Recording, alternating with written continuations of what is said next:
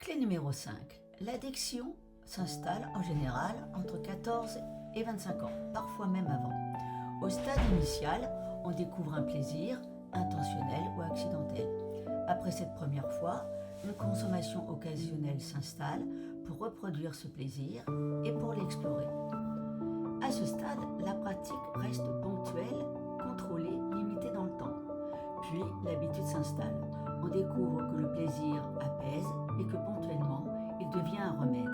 Au stade pathologique, gérer n'est plus possible dans la durée.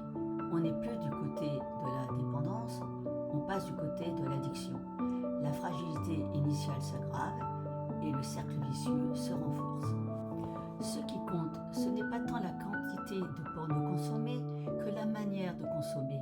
Les utilisateurs du porno ne cherchent pas seulement du plaisir, mais l'apaisement face à l'anxiété, l'ennui, le stress, dit Gary Wilson.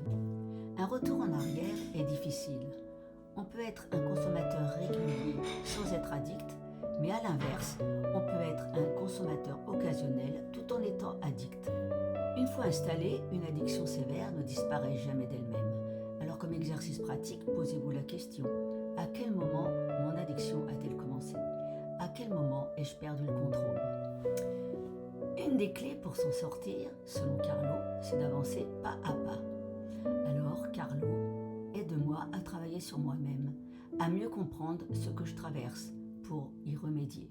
Et tu retrouveras toutes ces clés sur sosporno.net. À bientôt.